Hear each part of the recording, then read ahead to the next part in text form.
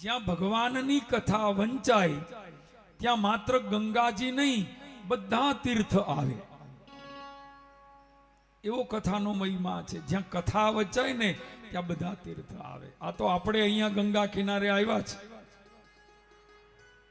બાકી તો ગામો ગામ કથાઓ ચાલે છે. આપણા સૌરાષ્ટ્રમાં, ગુજરાતમાં, કોઈ પણ જગ્યાએ તમે કથાનું આયોજન કરો ને કથા શ્રવણ કરો તો ત્યાં ગંગાજી પધારે. હા, એકલા ગંગા નહીં, બધાય તીર્થ આવે. એનો અર્થ એ થયો કે ગંગાજી કરતા પણ શ્રેષ્ઠ છે કથા ગંગા. ભગવાનની કથા ગંગા એ ગંગાજી કરતા એ શ્રેષ્ઠ. આપણે મોરબી કથાનું આયોજન કરીએ કે રાજકોટ કથાનું આયોજન કરીએ તો કથાના આયોજનમાં તીર્થો આવે. હા, બધાય તીર્થ આવે.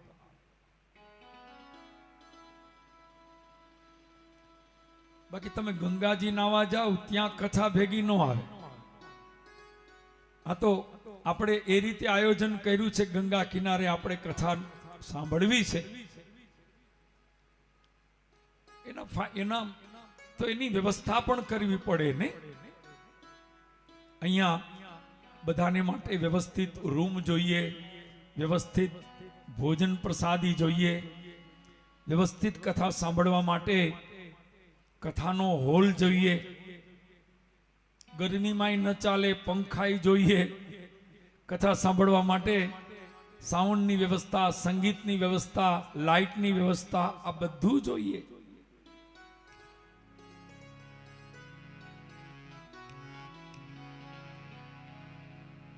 આનો ફાયદો ઈ છે, અહીંયા ગંગા કિનારે આવીએ એનો ફાયદો ઈ છે, કોઈને ઘેરે જવાની ઉતાવળ જ નહીં. કારણ કે ઘર તો ઘેરે મૂકીને આવ્યા છે. આની મજા ઈ છે, ઘર તો ઘરે જ છે. આ વચ્ચે વચ્ચે આપણું મન ઘેરે આટો મારી આવે. એ આપણે વિચારીએ કથા પતી જાય ને પછી ઘરે મનથી આટો મારી આવશે. મનથી સંતોષ ન થાય તો ફોનથી હું કરે ત્યાં બધાએ કાંઈ આડાવડું નથી ને, બધું બરોબર છે ને. અહીંયાનો ફાયદો એ છે કે ઘર જ અહીંયા છે. આની મજા એ છે, અહીંયા આપણો રૂમ એ આપણું ઘર, અહીંયા આપણો રૂમ એ આપણું ઘર. એનો આનંદ છે, એની પ્રસન્નતા છે. અને ઘરની કોઈ ઉપાધિ જ નથી. બહેનોને તો એટલો આનંદ આવે, નહીં હંજવારી, નહીં પોતા, નહીં રસોઈ, નહીં કપડા, કાંઈ ભેજામારી જ નહીં, એ શાંતિ. અરે કેટલાક બહેનો તો ઈ કે અમને આરતી અહીંયા એવી મજા આવે કે ઘર, આપણે કહેવત છે ને, ઘર વિસરા ને ઉપાધિ બધી ઘેરે. બહેનોને કેટલી ચિંતા, ઘરે હવાર પડે નથી ને બહેનોની ઉપાધિ ચાલુ. સાફ સફાઈ ને, કપડા ધોવાનું, રસોઈ, ચા નાસ્તા, અહીંયા કઈ ઉપાધિ જ નહીં. બહેનો તો એટલા રાજી રાજી છે. આમ તો જુઓ, બહેનોના ફોટા પાડવા જેવા છે. કેટલી નિરાત, કેટલી શાંતિ. અને અહીંયા આપણે ભગવાનનો પ્રસાદ જ છે. જે આપણે જમીએ છે ને એ ભગવાનનો પ્રસાદ છે. વાહ વાહ વાહ. એમાં આજ તો જમાવટ હતી, જલેબી, ગાંઠિયા. હા હા હા હા.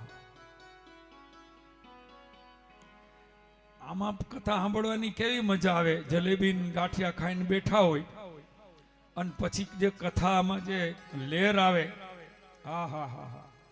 જલેબી ગાંઠિયા સંગીતમાંથી નીકળે હો, બાકી અહીંયાથી નીકળે. મેં ખાધા જ. તો કારણ કે એ પણ જરૂરી છે, એ પણ જરૂરી છે. એનો ત્યાગ ન કરી શકો તમે.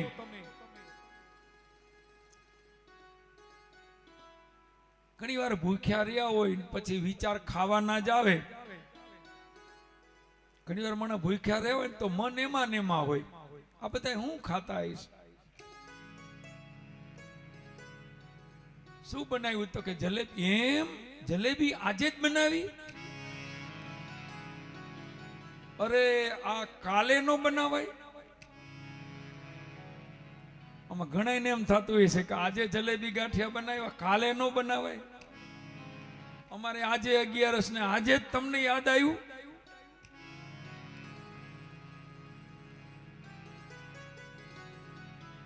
આજે ઘણા ભાવિકોને એકાદશી છે, પણ સારું છે એકાદશીનું એકટાણું કરવાના છે બપોરે, એટલે બપોરે પછી કઈ વાંધો નથી. બપોરે એકટાણું કરજો.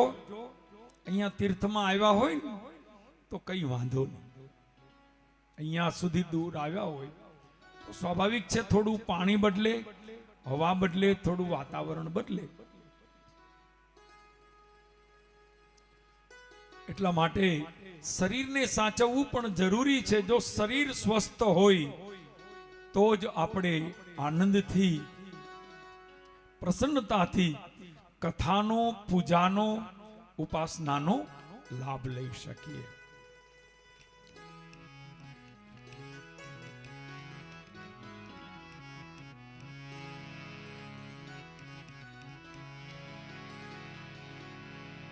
હરી હરી હરી હરી સુમિરન કરો,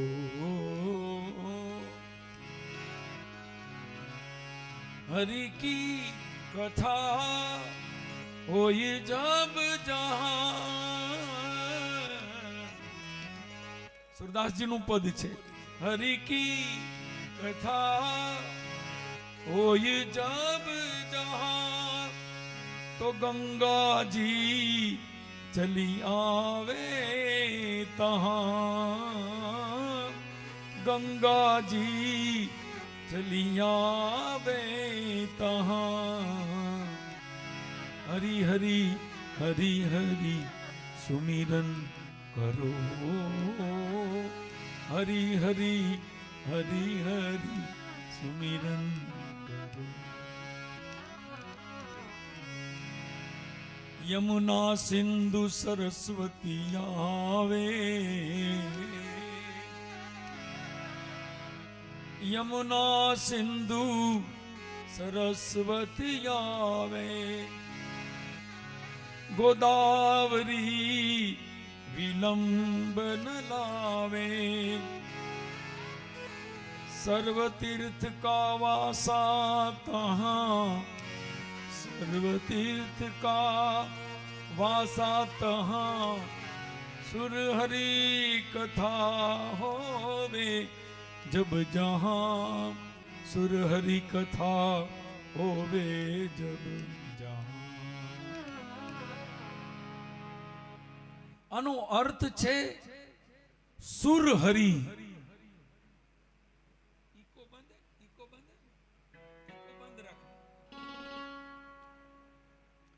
સુરહરી કથા. સુર નામ દેવતાઓ, દેવતાઓ અને ભગવાનની કથા જ્યાં ચાલુ છે, જ્યાં ચાલે છે,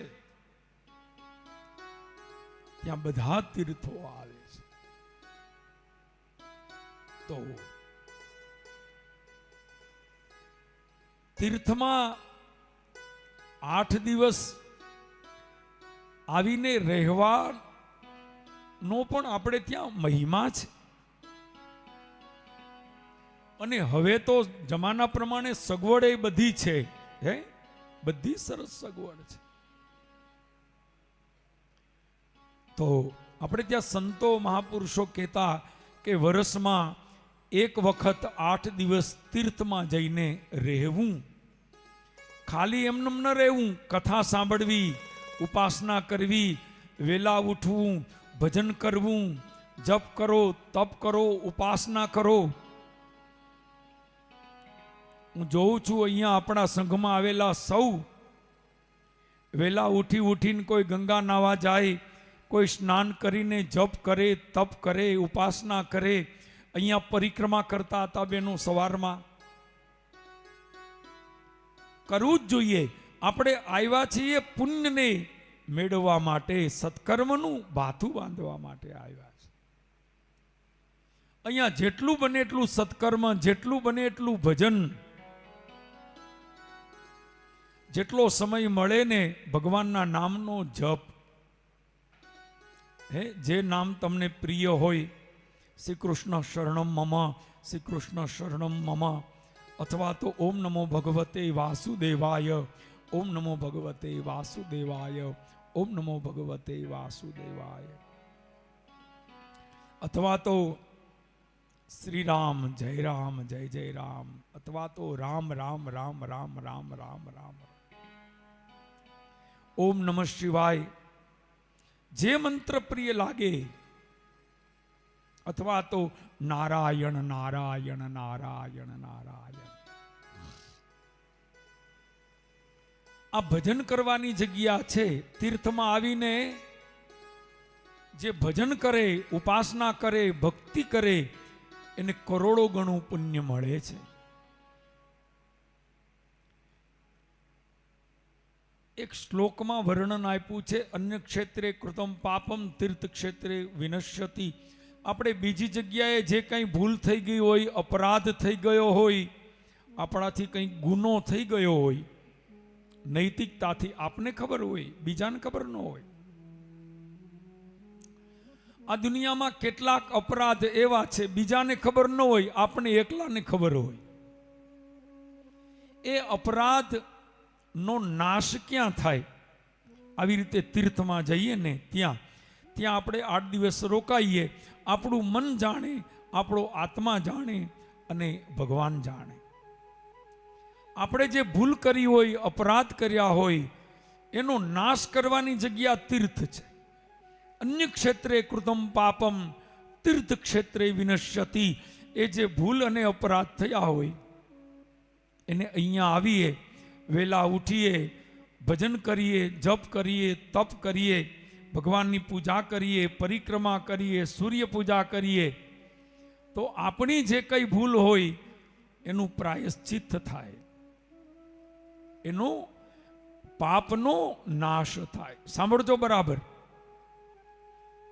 બીજી જગ્યાએ જે કંઈ ભૂલ અપરાધ થયો હોય એનું અહીંયા આવીને સત્કર્મ કરીએ એટલે એનો નાશ થાય. સાંભળજો. પણ જો અહીંયા આવીને આપણે ભૂલ કરીએ તો તીર્થક્ષેત્રે કૃતમ પાપમ, જો તીર્થમાં આવીને પાપ કરીએ, અધર્મ કરીએ, ન કરવાના કાર્ય કરીએ તો એનો નાશ ક્યારે? તો એમાં સૂત્ર આપ્યું છે કે વજ્રલેપો ભવિષ્યથી. એનો નાશ કોઈ દી ન થાય. તીર્થમાં આવીને જે પાપ કરે, જે અપરાધ કરે, જે ગુનો કરે, એનો ક્યારેય નાશ ન થાય. એટલે જ કહ્યું, તીર્થમાં આવીને ક્રોધ નહીં, કામ નહીં, લોભ, જે કંઈ દુર્ગુણ છે, કમસે કમ અહીંયા આપણે રહીએ ને 8 દી પૂરતા, કમસે કમ એ કાયમ સાધુ ન થવાય તો કંઈ નહીં, પણ 8 દી પૂરતા ટાઈમ પરી, ટાઈમ પરી તો આપણે સાધુ થઈ શકીએ. કમસે કમ 8 દિવસ પૂરતા આપણે સંન્યાસી જેવું જીવન, સાદું જીવન, પવિત્ર જીવન, સાત્વિક જીવન જીવીએ, આપણા જીવનને મંગલમય બનાવીએ.